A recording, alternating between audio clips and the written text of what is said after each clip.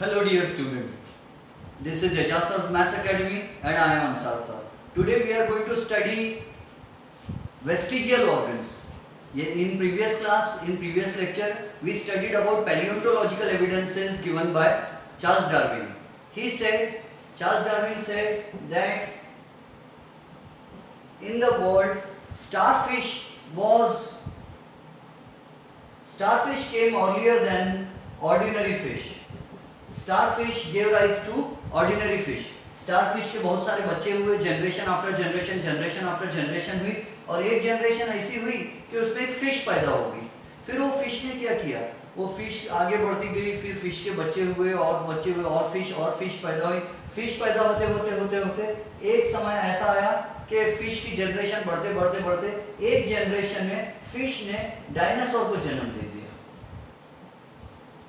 या फ्रॉग को जन्म दे दिया. ठीक है, और फिर क्या हुआ, डायनासोर के बच्चे पैदा हुए, फिर और डायनासोर के बच्चे पैदा हुए, फिर और डायनासोर के बच्चे पैदा हुए. ऐसी जनरेशन बीतती गई. हर जनरेशन में थोड़े चेंजेस आते गए, और नेक्स्ट जनरेशन में ऐसे चेंजेस आए. कुछ जनरेशन के बाद 1000, 2000, 1 लाख जनरेशंस के बाद ऐसे चेंजेस आए कि डायनासोर धीरे धीरे चेंज होकर अल्टीमेटली डायनासोर से बर्ड्स बन गए. ऐसा चार्ल्स डार्विन ने कहा. चार्ल्स डार्विन ने कहा कि डायनासोर जो थे वो भारी थे, उनका वेट बहुत ज्यादा था, उनको दौड़ना अच्छा लगता था, जंप करना, छलांग लगाना अच्छा लगता था, तो इसलिए उनकी बॉडी छोटी होती गई.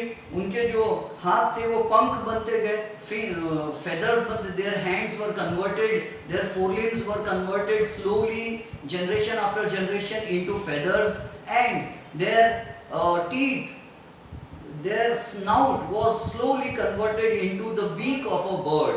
और इसके लिए मैंने आपको एग्जांपल दिया था आर्कियोप्टेरिक्स का. एक ऐसा बर्ड का स्केलेटन का स्टडी किया चार्ल्स डार्विन और उसके दोस्तों ने कि वो स्केलेटन में चोंच भी थी और दांत भी थे. ठीक है, पंख भी थे और पंख में उंगलियां थी, फिंगर्स थे और फिंगर्स में नाखून थी. ऐसा एनिमल जो 50% क्वालिटीज डायनासोर वाली दिखाता है और नियरली 50% क्वालिटीज बर्ड्स वाली दिखाता है, ऐसे बीच के एनिमल को कहते हैं कनेक्टिंग लिंक. ऐसा एनिमल जो थोड़ी क्वालिटीज प्रीवियस एनिमल्स वाली दिखाता है और थोड़ी क्वालिटीज नेक्स्ट वाली वैरायटी की दिखाता है, ऐसे एनिमल्स को कहते हैं कनेक्टिंग लिंक. तो चार्ल्स डार्विन ने क्या कहा, dinosaurs were converted slowly generation after generation into birds. तो आज जो दुनिया में बर्ड्स पाए जाते, पक्षी पाए जाते, ये पक्षी कहाँ से आए, तो ये डायनासोर्स के कन्वर्ट होकर, डायनासोर्स में चेंजेस होकर बर्ड्स बने, ऐसा चार्ल्स डार्विन ने कहा. तो लोगों ने चार्ल्स डार्विन का मजाक उड़ाया होगा, बोले होंगे चार्ली भैया कुछ भी काहे कहत रहे हो, का डायनासोर का बर्ड बन सकता हो, का पक्षी बनेगा का डायनासोर, हमका कोई प्रूफ दो ना हमका.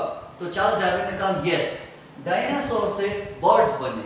और इसका प्रूफ क्या है, तो इसका प्रूफ है कि जो बॉडी पार्ट हमारे लिए यूजफुल रहता है वो हमारा हेल्प करता है, और जो बॉडी पार्ट का हम यूज नहीं करते तो धीरे धीरे वो बॉडी पार्ट गायब हो जाता है हमारी बॉडी से.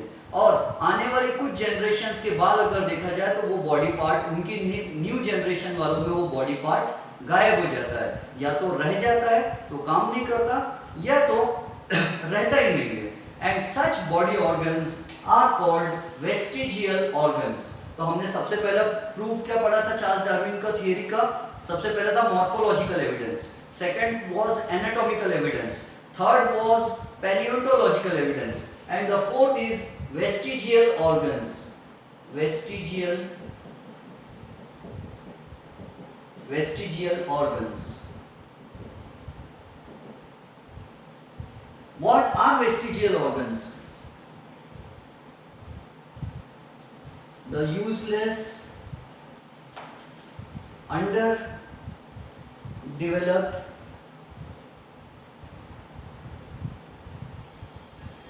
and degenerated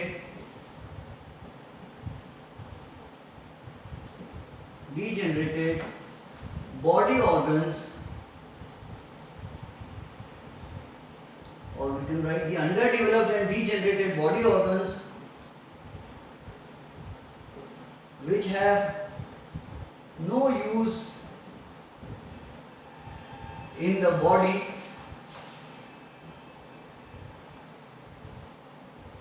of the modern generation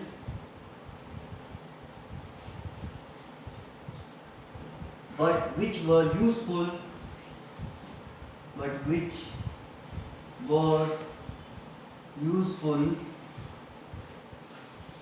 at one time and which are still useful in less evolved animals. Definition कुछ ज्यादा ही लंबी हो गई है।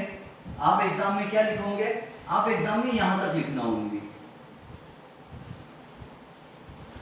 The underdeveloped and degenerated body organs, यानी हमारे वो बॉडी पार्ट्स जो एक जमाने में हमारे लिए यूजफुल होते थे जब हम पुराने थे। चार्ल्स डार्विन ने क्या कहा? स्टारफिश से फिश बनी, फिश से डायनासोर या फ्रॉग बना, डायनासोर से बर्ड बना। उसने कहा था एक यूनिसेल्युलर ऑर्गेनिज्म आया, उससे दूसरे एनिमल्स बने, उससे और दूसरे एनिमल्स बने, उससे और मोर इवॉल्व और मॉडर्न और डेवलप्ड ऑर्गेनिजम्स बने, फिर और ज़्यादा इवॉल्व बने। मोबाइल फ़ोन की तरह जैसे 1G आया मोबाइल फ़ोन, 2G आया, 3G आया, 4G आया, 5G मोबाइल फ़ोन आने की तैयारी चल रही है।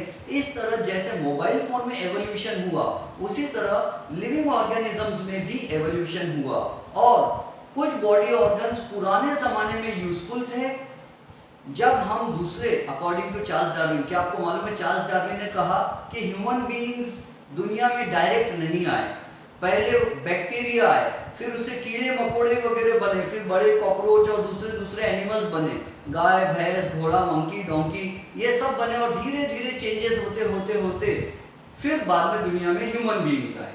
तो चार्ल्स डार्विन ने कहा जब ह्यूमन बीइंग्स बनने के थे, जब ह्यूमन बीइंग्स इंसान बनने के थे, जब ह्यूमन बीइंग्स जानवर थे, चार्ल्स डार्विन ने कहा कि कई लाखों साल पहले ह्यूमन बीइंग्स भी जानवर थे। चार्ल्स डार्विन ने कहा, उसने कहा कि ह्यूमन बीइंग्स के हाथ पे, पैर पे, पूरी बॉडी पे घने घने काले काले बाल होते थे।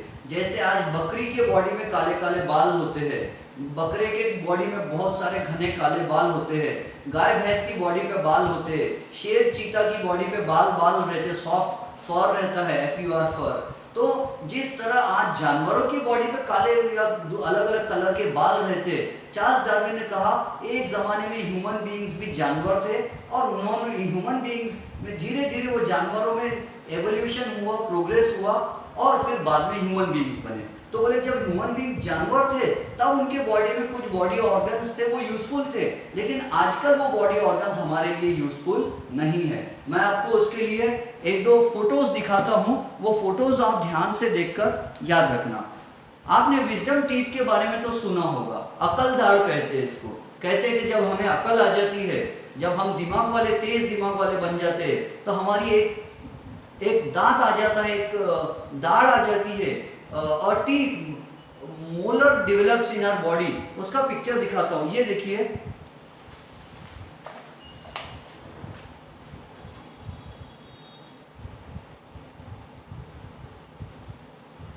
ये देखिए एक आदमी ने अपना मुंह फाड़ के रखा और उसके आखिरी के दांत देखिए, विजडम टीथ, ये आखिरी के दांत। ये विजडम टीथ आज हमारे लिए यूजफुल नहीं है, आज हम इसका यूज़ नहीं करते। जो आखिरी के इधर के दो दांत दिख रहे हैं आपको, ऊपर और नीचे का, और ये राइट हैंड साइड में और ऐसे लेफ्ट हैंड साइड में भी दो विजडम टीथ होते हैं हमारे। तो 4 विजडम टीथ है, अकल दाढ़ हमारी 4 है। और ये जो अकल दाढ़ होती है, विजडम टीथ होते हैं, हमारी बॉडी में ये यूज़फुल नहीं है। हमारी बॉडी में क्यों यूज़फुल नहीं है ये? क्योंकि आजकल हमें अकल दाढ़ की ज़रूरत नहीं है। पुराने ज़माने में क्यों थी अकल दाढ़? पुराने जो लोग थे, आदि मानव जो बोलते हैं जिन्हें, जो प्री हिस्टोरिक मैन, जिनको ऐसा चलते हुए दिखाते हैं मंकी जैसा, वो जो लोग थे बोले पुराने, जो अंडर डेवलप्ड ह्यूमन बीइंग्स थे, जो होमो निएंडरथल मैन थे, क्रो-मैनॉन मैन थे, उन लोगों में ऐसी अकल दाढ़ होती थी बोले, आखिरी के दांत होते थे।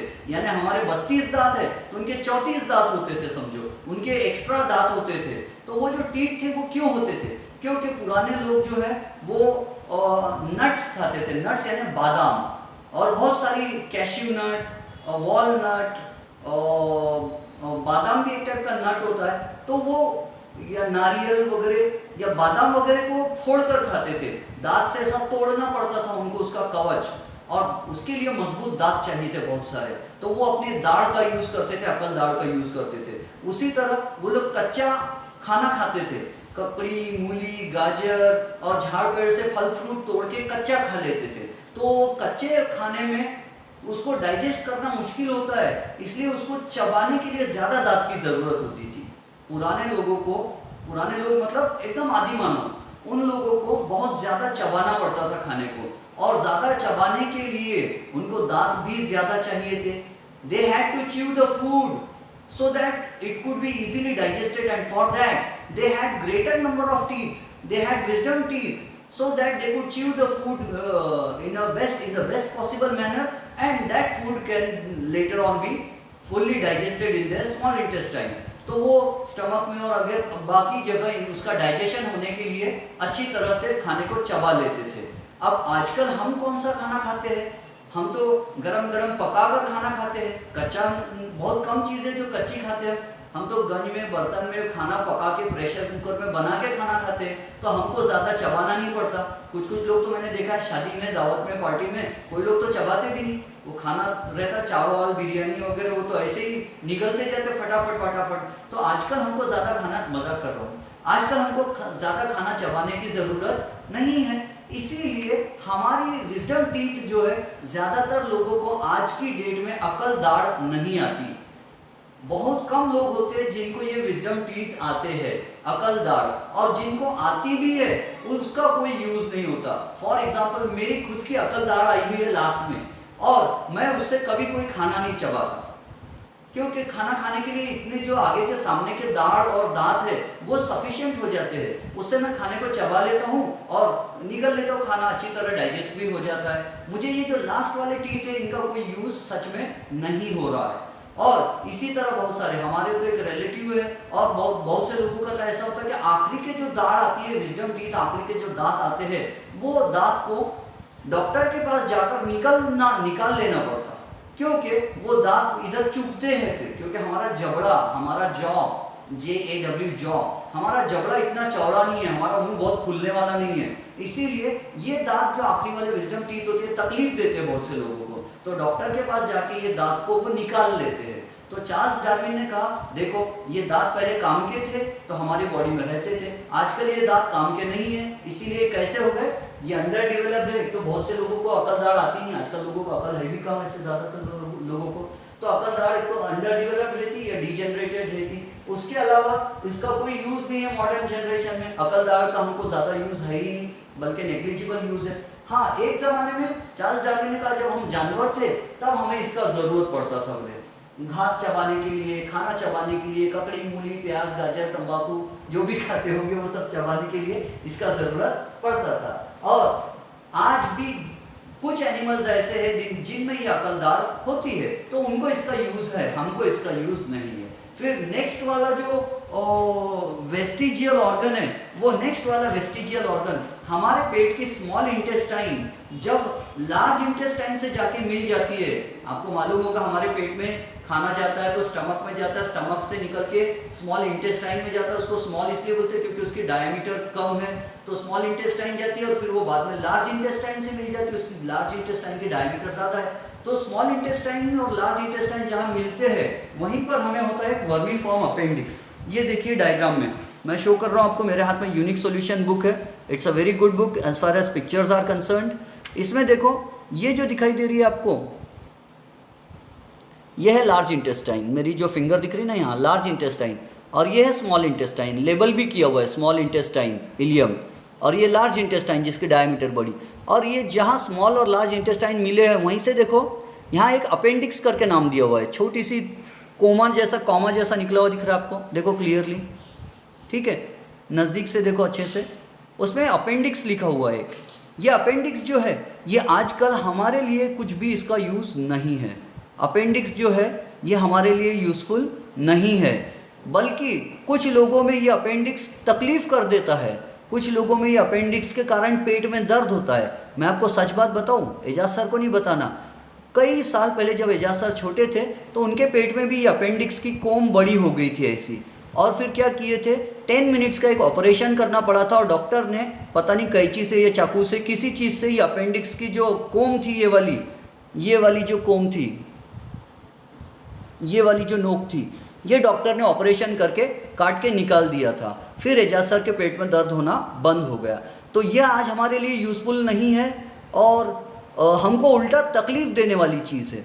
लेकिन जब हम जानवर थे, अकॉर्डिंग टू चार्ल्स डार्विन ने कहा कि पहले हम इंसान नहीं थे, पहले हम जानवर थे, हम जंगलों में रहते थे और हम मोगली की तरह इधर उधर घूमते थे। तो चार्ल्स डार्विन ने कहा कि उस समय हमको ये वर्मीफॉर्म अपेंडिक्स की ज़रूरत होती थी, क्योंकि हम झाड़ी पत्ती खाते थे, बोले झाड़ की पत्तियाँ खाते थे, और झाड़ की पत्तियों में एक शुगर होता है, जैसे ग्लूकोज भी एक शुगर है, वैसी एक शुगर है जिसका नाम है सेल्यूलोज। उसमें कौन सा शुगर होता था, सेल्यूलोज शुगर होता था, सेल्यूलोज शुगर। और ये सेल्यूलोज शुगर बहुत कॉम्प्लेक्स शुगर है, बहुत सारे ग्लूकोज के जुड़ने से ये बनता है, glucose plus glucose plus glucose, बहुत सारे ग्लूकोज के ज्वाइन होने से, जैसे amino acid amino acid amino acid amino acid की चेन बनने से प्रोटीन बनता है, उसी तरह ग्लूकोज ग्लूकोज ग्लूकोज जुड़ जाए बहुत सारे तो उससे बनता है सेल्यूलोज। और ये सेल्यूलोज शुगर डाइजेस्ट करना बहुत मुश्किल होता है। याद रखो, शाकाहारी खाना डाइजेस्ट करना मुश्किल है। ये सीबीएसई बोर्ड में क्वेश्चन भी पूछा है कि why do herbivorous animals have longer small intestine as compare to carnivorous animals. शेर की और बकरी की हाइट और लेंथ लगभग एक जैसी होती है, लेकिन बकरी की स्मॉल इंटेस्टाइन बहुत ज़्यादा लंबी होती है और शेर की स्मॉल इंटेस्टाइन छोटी होती है लेंथ में। इसलिए क्योंकि शेर कच्चा मांस खाता है और कच्चा मांस जल्दी डाइजेस्ट हो जाता है, पका हुआ भी जल्दी डाइजेस्ट हो जाता है, और सब्जी भाजी को डाइजेस्ट होना मुश्किल होता है थोड़ा। तो हम क्या करते थे, चार्ल्स डार्विन ने कहा जब हम जानवर थे तो हम सब्जी भाजी खाते थे। सब्जी भाजी यानी कोई कच्ची घास वास पका के नहीं खाते थे, तो उसमें रहती थी सेल्यूलोज शुगर, और सेल्यूलोज शुगर को डाइजेस्ट करने के लिए बैक्टीरिया की ज़रूरत पड़ती थी और कुछ केमिकल्स की ज़रूरत पड़ती थी। और ये केमिकल्स कहाँ रहते थे और ये बैक्टीरिया कहाँ रहते थे, तो ये जो वर्मीफॉर्म अपेंडिक्स का मैंने जो आपको पिक्चर दिखाया अभी बुक से, वर्मी और जो अपेंडिक्स की कॉमा जैसा दिख रहा था ना, कोम स्प्राउट, उस स्प्राउट में, उस कोम में बैक्टीरिया रहते थे ह्यूमन बींग्स के स्प्राउट में और अपेंडिक्स में, और उसी में कुछ केमिकल्स होते थे, वो सेल्यूलोज को डाइजेस्ट करने में मदद करते थे। आजकल अगर हमारे अपेंडिक्स को काट के देखा जाए तो उसमें वो बैक्टीरिया नहीं पाए जाते, उसमें वो केमिकल नहीं पाया जाता। तो चार्ल्स डार्विन ने कहा कि अब हमारी बॉडी में धीरे धीरे चेंजेस आ रहे हैं, हमारी बॉडी में अपेंडिक्स तो कोई लोगों में होगा भी अगर तो वो कोई काम का नहीं है, और बहुत सारे लोग जो ज़्यादा डेवलप्ड है, जो ज़्यादा इवॉल्व है, उनमें ये रहता ही नहीं है, गायब हो गया है। लेकिन गाय भैंस में आज भी ये वर्मीफॉर्म अपेंडिक्स पाया जाता है। गाय भैंस में क्यों है ये, क्योंकि गाय भैंस आज भी घास फूस भाजी पाला खाते हैं और आज भी गाय भैंस को सेल्यूलोज शुगर डाइजेस्ट करना पड़ता है, इसलिए उनको बैक्टीरिया और केमिकल्स की जरूरत पड़ती है। इसलिए अपेंडिक्स गाय भैंस में यूजफुल है, लेकिन हमारी बॉडी में उसका कोई यूज नहीं है। तो इससे क्या साबित होता है, चार्ल्स डार्विन बोलता है जब हम गाय भैंस थे, ह्यूमन बींग जब गाय भैंस थे तब ये यूजफुल था, अब हम मॉडर्न बन गए तो हमारे लिए यूजफुल नहीं है, तो अब हमारी बॉडी में से धीरे धीरे अपेंडिक्स गायब हो जाएगा। अभी है लेकिन कैसा है, अभी डीजनरेटेड है, अंडर डेवलप्ड है और यूजलेस है, हमारी बॉडी में इसका कोई यूज नहीं है। आने वाले 10, 20, 50 हज़ार साल बाद हमारी बॉडी में अपेंडिक्स रहेगा भी नहीं, ऐसा चार्ल्स डार्विन ने कहा, लेकिन जिनको इसकी जरूरत है उसमें रहता है। तो चार्ल्स डार्विन ने कहा कि जो बॉडी पार्ट हमारे लिए यूजफुल है वो रहता है, जो यूजफुल नहीं है वो धीरे धीरे गायब हो जाता है, और बॉडी पार्ट गायब हो जाने से धीरे धीरे हम दूसरे एनिमल में कन्वर्ट हो जाते हैं। जैसे चार्ल्स डार्विन ने कहा कि जब ह्यूमन बींग जंगल में रहते थे, चार्ल्स डार्विन ने कहा कि सब दुनिया में जितने इंसान है, ह्यूमन बींग्स है, सब ह्यूमन बींग्स के जो पूर्वज है वो जानवर थे। तो चार्ल्स डार्विन ने कहा जब हम जंगल में, हमारे पूर्वज जंगल में रहते थे बोले, और हमारे जो एंसेस्टर्स है वो जब जंगल में रहते थे बोले और झाड़ पर रहते थे, बैलेंस करने के लिए, अपना वजन बैलेंस करने के लिए ह्यूमन बींग्स की पूंछ रहती थी बोले। चार्ल्स डार्विन ने कहा कि इंसानों के जो पूर्वज थे, इंसानों के जो एंसेस्टर थे, दादा के दादा के दादा के दादा जो थे बोले, पुराने एकदम बहुत पुराने, तो उनकी पूंछ रहती थी बोले, दुमची रहती थी बोले।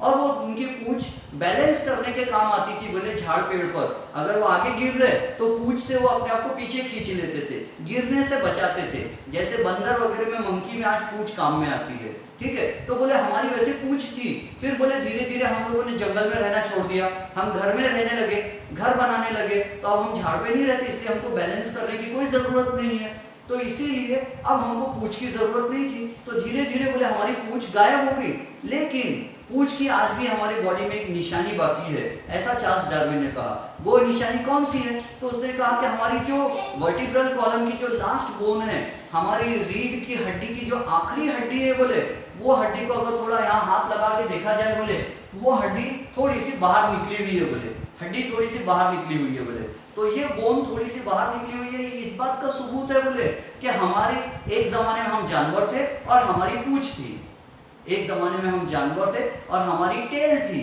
लेकिन आज हमारी टेल नहीं है, टेल बोन बाकी रहेगी।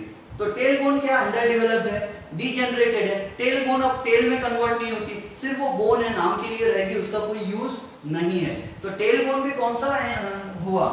वेस्टिजियल ऑर्गन हुआ। तो वेस्टिजियल ऑर्गन से क्या बताना चाहता है चार्ल्स डार्विन? वो बताना चाहता है कि जिस एनिमल को जो बॉडी पार्ट की जरूरत होती है वो आ जाता है, और जिसकी जरूरत नहीं होती है वो चला जाता है। और बॉडी पार्ट्स आने और चले जाने से हम नए जानवर में, नए एनिमल में कन्वर्ट हो जाते हैं। बोले पहले इंसानों की पूंछ होती थी, बाद में उसकी पूंछ गायब हो गई। देखो, अगर आप ये मत समझना, कोई कोई लोग बहुत खुश हो जाएंगे, अच्छा बोलेंगे हमारी पूंछ थी, सही बात है, टीवी में भी यही दिखाते हैं कि पूंछ वाले हमारे पूर्वज लोगों को पूंछ थी। तो रिमेंबर, चार्ल्स डार्विन ने सभी धर्मों के अगेंस्ट में कहा है। अगर हम कोई लोग ये मान ले कि अच्छा हनुमान जी की भी पूंछ थी, तो इसका मतलब चार्ल्स डार्विन ने सही बात कहा, तो नहीं। चार्ल्स डार्विन ने कहा कि पूंछ थी और पूंछ गायब हो गई। फिर हमको ये भी मानना पड़ेगा कि सबसे पहले कीड़े मकोड़े थे, बैक्टीरिया थे, और ये बैक्टीरिया में चेंजेस आते आते दूसरे जो अवतार है उनका जन्म हुआ। लेकिन हम ये मानना नहीं चाहेंगे। क्या कोई ऐसा कहेगा? क्या कोई व्यक्ति ऐसा कहेगा कि कोई भगवान पहले बैक्टीरिया थे, अमीबा थे, बाद में भगवान बने? नहीं। तो चार्ल्स डार्विन की थियरी सभी धर्मों के अगेंस्ट में है, यानी ये थियरी हिंदू, मुस्लिम, सिख, ईसाई सभी धर्मों के अगेंस्ट वाली बात करती है। इसीलिए इस थियरी को बहुत सारे लोग स्वीकार करना नहीं चाहते हैं। तो चार्ल्स डार्विन ने कहा कि बॉडी में हमारे कुछ पार्ट्स आ जाते हैं, कुछ बॉडी पार्ट्स चले जाते हैं, और बॉडी पार्ट्स आ जाने और चले जाने से हम नए एनिमल्स में कन्वर्ट हो जाते हैं। जैसे डायनासोर कन्वर्ट हो गए बर्ड्स में, चार्ल्स डार्विन ने ये कहा। तो कौन से बॉडी पार्ट्स का एग्जांपल देंगे हम? अगर हमको एग्जाम में आया कि वेस्टिजियल ऑर्गन्स के एग्जांपल्स दो, तो वेस्टिजियल ऑर्गन का एग्जांपल क्या लिखेंगे हम? Wisdom teeth. विजडम टीथ, अकल दाढ़ एक पर्टिकुलर एज में आती है। मैंने सुना है शायद 21 साल की उम्र में आती है, जब इंसान को अकल आ जाती है। बोलते पता नहीं कैसे आती है। तो विजडम टीथ। उसके अलावा टेल बोन, टेल बोन को भी चार्ल्स डार्विन ने कहा कि ये भी वेस्टिजियल ऑर्गन है। फिर अपेंडिक्स, पेट में जो हमारे अपेंडिक्स होता है, अपेंडिक्स का मतलब होता है जोड़ना। वो जो कॉमा मैंने लिखा है, कोम आपको फोटो में, वो अपेंडिक्स है। वो भी क्या है? Vestigial organ. Man boobs, man boobs का अब हमको कोई यूज नहीं है। तो मैन बूब्स का मतलब क्या है? थोड़ा डर्टी एग्जांपल है, लेकिन अब बायो है, मुझे पढ़ाना है तो मुझे बोलना भी पड़ता है, अनर्थ शब्दों का इस्तेमाल भी करना पड़ता है। कि आपने देखा होगा कि कोई आदमी भी अगर है, कोई अंकल भी अगर है, आदमी भी अगर है, तो उनके यहाँ पर मिल्क वाले जैसे वो मिल्क प्रोड्यूसिंग ऑर्गन्स की तरह होते हैं।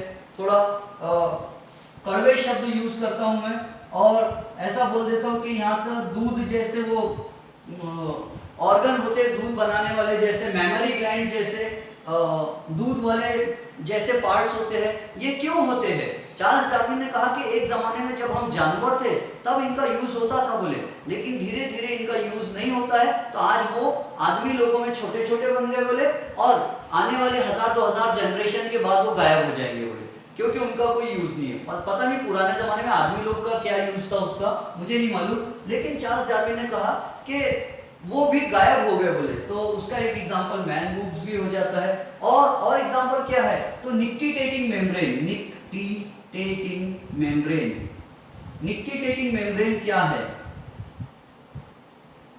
अगर आपके आंख में कचरा नहीं उड़ना चाहिए तो आपको कचरे से आंख को बचाने के लिए क्या है आपके पास? आईलिड्स है, आपका ढक्कन है। उसके नीचे क्या है? तो हम जब एक चैप्टर पढ़ेंगे हम साइंस 1 में, उसमें मैं आपको समझाऊंगा कि human structure of the human आई क्या होगा। तो उसमें हम पढ़ेंगे कि हमारे आंखों के ऊपर एक पन्नी होती है।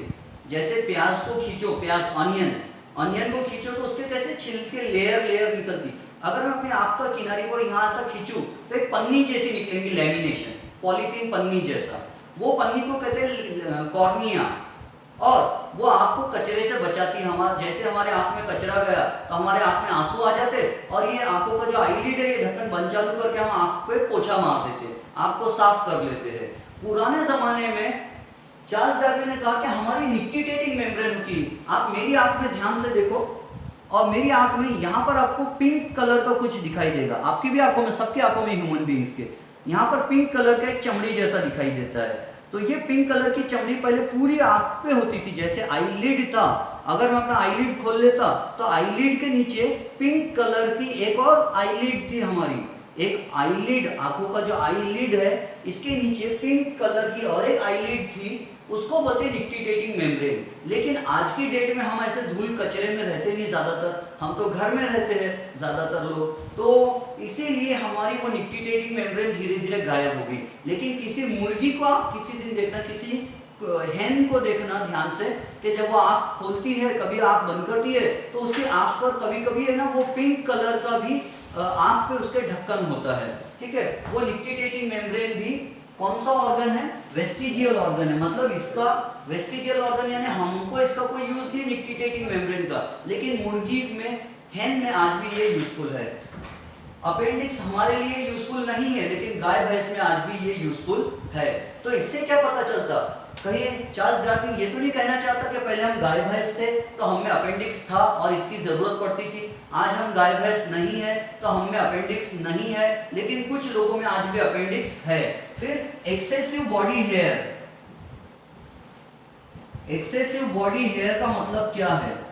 चार्ल्स डार्विन ने कहा कि पहले हम जंगल में रहते थे, ठंडी का मौसम आता था और हमको ठंड से बचने के लिए स्वेटर चाहिए था। लेकिन उस जमाने के लोग जो झिंगा लाला वाले लोग थे, उस जमाने के जो आदि मानव थे, जो होमो निएंडरथल, होमो क्रो-मैग्नन मैन और पुराने जमाने के जो लोग थे बोले, वो जानवर थे बोले, और उनको स्वेटर क्या होता समझता नहीं था बोले, थर्मल क्या होता समझता नहीं था बोले। तो इसलिए वो लोग, उनके बॉडी पे इतने बाल रहते थे बोले, घने घने बाल, काले काले बाल इतने सारे, कि वो बाल उनको स्वेटर का काम करते थे और उनको ठंड से बचाते थे बोले वो बाल। ठीक है, लेकिन आजकल हम घर में रहते और हमको ठंड से बचने के लिए हमारे पास जैकेट्स होते हैं, स्वेटर्स होते हैं, हमने नई नई चीजें बना ली है, तो इसलिए हमारी बॉडी के बाल धीरे धीरे गायब हो गए। तो अकॉर्डिंग टू चार्ल्स डार्विन, आज भी अगर किसी आदमी के बॉडी पर बहुत घने बाल है तो वो आदमी पूरी तरह डेवलप नहीं हुआ, वो आज भी उसमें जानवर वाली आदत है। मेरी बात का बुरा मत मानना, ये सब मैं नहीं कह रहा हूँ, चार्ल्स डार्विन कह रहा है। अगर समझो आप में से किसी के पापा के बॉडी पे बहुत घने घने बाल है, हाथ पे, शोल्डर पे, चेस्ट पे, पेट पे बहुत घने घने बाल है, तो चार्ल्स डार्विन का कहना है कि जिसके बॉडी पे बहुत ज्यादा घने बाल है वो अभी भी उसमें जानवर वाली क्वालिटी ज्यादा है, अभी वो पूरी तरह ह्यूमन बीइंग नहीं बना। और जिसके बॉडी पे जितने कम बाल है वो उतने ज्यादा इवॉल्व है, वो उतने ज्यादा प्रोग्रेस कर चुके हैं। समझ रहे हो? चार्ल्स डार्विन का ऐसा कहना है। एक्सेसिव बॉडी हेयर, पहले ये यूजफुल थे, अब ये यूजफुल नहीं है, तो धीरे धीरे ये गायब हो जा रहे हैं और इसका आजकल कोई यूज नहीं है। और आने वाले 1000, 2000, 10,000 साल बाद किसी भी इंसान के बॉडी पे बाल नहीं रहेंगे, ऐसा चार्ल्स डार्विन ने इनडायरेक्टली कहा है। समझ गए हो? तो वेस्टिजियल ऑर्गन क्या बोलते हैं? जो बॉडी पार्ट यूजफुल है वो रहता है, जो बॉडी पार्ट का कोई यूज नहीं है वो धीरे धीरे गायब हो जाता है, वो डीजेनरेट हो जाता है, रिड्यूस हो जाता है, छोटा हो जाता है, वो अंडर डेवलप्ड रह जाता है, उसका डेवलपमेंट नहीं होता, वो बॉडी ऑर्गन बड़ा नहीं होता, वो छोटा का छोटा रह जाता है क्योंकि उसका कोई यूज नहीं है। और दूसरे बॉडी पार्ट जो यूजफुल होते हैं वो बड़े होते जाते हैं। और इस तरह एक एनिमल में चेंजेस आते आते बॉडी पार्ट्स कोई छोटे हो जाते, कोई बड़े हो जाते हैं, और बॉडी पार्ट्स के छोटे और बड़े होने से एक कई लाखों साल बाद नया एनिमल तैयार हो जाता है। ऐसा इसको कहते हैं एवोल्यूशन। तो चार्ल्स डार्विन ने कहा कि सभी लिविंग बीइंग्स एक सिंगल सेल से बने हुए हैं, लेकिन सब इतने डिफरेंट क्यों दिखाई देते हैं? क्योंकि सबके बॉडी में धीरे धीरे चेंजेस आए। कोई मछली बन गया, कोई झींगा बन गया, कोई गाय बन गया, कोई भैंस बन गया, कोई लायन बन गया, कोई लेपर्ड बन गया, कोई अंसार बन गया, कोई एजास्टर बन गया, कोई स्टूडेंट्स बन गए, और कोई डॉग बन गया, कोई डोंकी बन गया। इस तरह सब अलग अलग बन गए। प्लांट्स में भी कोई आम का पेड़ बन गया, कोई नीम का पेड़ बन गया, कोई पानी में रहने वाला पेड़ बन गया, कोई जमीन पे रहने वाला पेड़ बन गया, कोई रेगिस्तान में रहने वाला पेड़ बन गया, क्योंकि सब में धीरे धीरे चेंजेस आते गए। लेकिन सब प्लांट्स और सब एनिमल्स आए कहाँ से? तो उसी एक सेल से सब एनिमल्स आए, ऐसा चार्ल्स डार्विन ने कहा। बात समझ रहे हो? ये था चार्ल्स डार्विन का वेस्टिजियल ऑर्गन्स के बारे में कहना। ठीक है, तो वेस्टिजियल ऑर्गन्स के आपने ध्यान से देख लिए सब। वेस्टिजियल ऑर्गन्स के बारे में मैंने आपको पिक्चर भी दिखा दिया, और तो मेरे पास कोई पिक्चर दिखाने लायक नहीं है। ठीक है, हाँ, एक और वेस्टिजियल ऑर्गन है, बुक में देखकर मुझे याद आया, वो है ईयर मसल्स। मैं आपको डायग्राम तो नहीं दिखा सकता ईयर मसल्स का। चार्ल्स डार्विन ने कहा कि जब हम जानवर थे तो हमारे कान बहुत बड़े बड़े थे, जैसे खरगोश के कान होते हैं, जैसे घोड़े के कान होते हैं, जैसे कुत्ते के कान होते, डॉग के, हमारे भी कान बहुत बड़े बड़े थे। बोले ये पिना, ये जो कान की कटोरी है ये बहुत लंबी थी, बोले ऐसी लंबी, और इधर के भी कान की कटोरी बहुत लंबी थी बोले, और कान की कटोरी को हम हिलाकर साउंड वेव्स को कलेक्ट करते थे बोले, और दूर दूर की आवाज सुन लेते थे। आज भी आप देखो कुत्ता अपने कान हिलाता है, ऐसे कान हिलते हैं उसके, और वो कान हिलाकर इधर उधर एंटीना जैसा घुमाता है और दूर दूर की आवाज सुन लेता है। तो चार्ल्स डार्विन ने कहा कुत्ता अपने कान क्यों हिलाता है? क्योंकि उसके कान के पीछे मसल्स होते हैं, जो मसल्स उसको कान को इधर उधर हिलाने में हेल्प करते हैं। और चार्ल्स डार्विन ने कहा कि हमारे भी कान हिलते हैं और हमारे भी ईयर मसल्स होते हैं, क्योंकि एक जमाने में हम भी जानवर थे बोले, और हमारे कान भी कुत्ते की तरह थे बोले, हमारे कान भी गधे की तरह थे, हमारे कान भी घोड़े की तरह थे, और आज भी हम अपने कान हिला सकते हैं, ऐसा चार्ल्स डार्विन ने कहा है। क्योंकि हमारे वो कान आज भी थोड़े थोड़े छोटे हुए, लेकिन वो कान में आज भी वो हिलने वाली क्वालिटी बाकी है। देखो, मैं अपने कान आपको हिला के दिखाता, बहुत माइन्यूटली मेरे कान पे ध्यान देना, मैं कैसे हिलाता हूँ। देखो,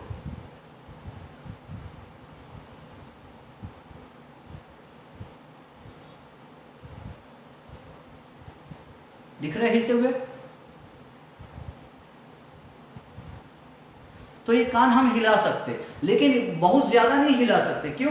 क्योंकि हम बहुत ज्यादा जानवर थोड़ी है, थोड़े ही जानवर है हम, है ना, थोड़े थोड़े इंसान बन रहे हैं हम लोग, थोड़े से जानवर है, इसलिए। और चार्ल्स डार्विन ने कहा आने वाले 10, 20, 50 हजार साल बाद जो ह्यूमन बीइंग कान हिलाना चाहेंगे तो उनके कान हिलेंगे नहीं। क्यों? क्योंकि वो पूरे इंसान बन जाएंगे बोले। यानी इनडायरेक्ट मीनिंग ये सब मैं बता रहा हूँ चार्ल्स डार्विन की थियरी का, ये मैं कहने का मतलब है। तो आई होप कि आपको वेस्टिजियल ऑर्गन्स क्या है ये समझ में आया होगा। तो चार्ल्स डार्विन ने ये प्रूफ दिया कि जो यूजफुल बॉडी ऑर्गन्स होते हैं वो नेक्स्ट जनरेशन में जाते हैं, और जो बॉडी पार्ट्स काम के नहीं होते वो धीरे धीरे छोटे हो जाते हैं और गायब हो जाते हैं। और वो बॉडी पार्ट गायब होगा तो हम बोलते हैं अरे ये तो दूसरा एनिमल है, ये तो इंसान है, इसकी तो पुच्ची नहीं है, अरे वो तो बंदर है, उसकी तो पुच्ची है। तो ऐसे एक एनिमल दूसरे एनिमल में कन्वर्ट हो सकता है। कैसे? कुछ बॉडी पार्ट्स गायब हो जाते हैं तो वो दूसरा एनिमल बन जाता है, ऐसा चार्ल्स डार्विन ने कहा। उसने कुछ एग्जांपल्स भी दिया, और ये एग्जांपल्स सुनकर बहुत सारे लोगों ने भरोसा किया, और भरोसा करके बहुत सारे लोग एथिस्ट बन गए। लेकिन मेरे मन में एक क्वेश्चन है, ऐसे अगर आप इसके बारे में बहुत सारे, सबसे ज्यादा वर्क इस पर क्रिश्चियनिटी ने किया, क्योंकि सबसे ज्यादा चोट अगर चार्ल्स डार्विन की थियरी ने दी है तो क्रिश्चियनिटी को चोट दी है। इसीलिए क्रिश्चियन फादर्स, क्रिश्चियन बिशप्स ने बहुत इस पर हार्डवर्क किया है, और उन्होंने बहुत सारे सरमन्स दिए हैं, बहुत सारे लेक्चर्स दिए हैं। उससे उन्होंने ये साबित करके दिखाया, बहुत सारे साइंटिस्ट लोग ने भी बहुत मेहनत की है, और ये साबित प्रूव करके दिखाया कि चार्ल्स डार्विन की थियरी गलत है। अब हमारे मन में भी एक क्वेश्चन आता है कि अगर मंकी जैसे एनिमल से ह्यूमन बींग्स जैसे एनिमल्स बने होंगे, मंकी जैसे एनिमल्स पुराने बहुत थे, उनमें धीरे धीरे चेंजेस आए होंगे, और ह्यूमन बीइंग्स अगर बन गए होंगे, तो सवाल ये है कि आज करोड़ों मंकीज दुनिया में मौजूद है, आज भी लाखों करोड़ों मंकीज पाए जाते हैं, और लाखों करोड़ों ह्यूमन बीइंग्स पाए जाते हैं, उनके बीच का एनिमल कोई दिखाई क्यों नहीं देता? अगर सच में मंकी से ह्यूमन बीइंग धीरे धीरे चलते हुए बने होंगे, तो मंकी और ह्यूमन बीइंग का 50-50 वाला भी तो कोई दिखना चाहिए ना। क्या कोई ऐसा इंसान देखे आपने जो हाफ मंकी और हाफ ह्यूमन बीइंग है? अगर मंकी से ह्यूमन बीइंग बना होता तो आज करोड़ों मंकी दुनिया में जिंदा है और करोड़ों ह्यूमन बीइंग जिंदा है, लेकिन उनके बीच वाला तो कहीं नहीं दिखाई देता। अगर मंकी से ह्यूमन बीइंग बनता तो बीच वाला भी दिखाई देना चाहिए था। हाँ, कभी कभी हंसी मजाक में लोग बोल देते हैं कि अभी देख वो एनिमल कनेक्टिंग लिंक मिल गया, बोलते मिसिंग लिंक। जैसे समझो किसी के पापा बहुत काले हैं, किसी के पापा के बॉडी पे बहुत भूरे भूरे बाल है, किसी के पापा भद्दा दिखते हैं, सुंदर नहीं दिखते, तो लोग बोलते हैं देख वो करोड़ों मंकी और आज ह्यूमन बीइंग, इनके बीच का कनेक्टिंग लिंक इसके पापा दिखते बोलते। तो सच में ऐसा नहीं है। तो करोड़ों मंकी है आज की डेट में दुनिया में, करोड़ों ह्यूमन बीइंग्स है, लेकिन इनके बीच वाला कुछ दिखाई नहीं देता है। तो इससे भी ये पता चलता है कि ऐसा नहीं हुआ होगा, मंकी में चेंजेस आके ह्यूमन बीइंग्स नहीं बने। अगर बने होते तो बीच वाले तो दिखाई देते थे ना हमको। जब इतने पास्ट वाले मंकी दिखाई दे रहे, इतने फ्यूचर वाले ह्यूमंस दिख रहे, तो प्रेजेंट वाले बीच वाले एनिमल्स भी तो दिखाई देना चाहिए था, लेकिन ऐसे एनिमल्स कोई दिखाई नहीं देते हमको। तो इस ऐसे बहुत सारे पॉइंट्स है जिससे ये प्रूव किया जा सकता है कि डार्विन की थियरी गलत है। लेकिन उस समय चार्ल्स डार्विन ने इतने सारे प्रूफ दिया था कि लोग वो प्रूफ सुनकर कंफ्यूज हो गए। अब इससे सबसे भारी प्रूफ तो जो था वो एम्ब्रियोलॉजिकल एविडेंस था, और वो एविडेंस हम पढ़ेंगे नेक्स्ट एपिसोड में। ठीक है, हैव अ नाइस टाइम।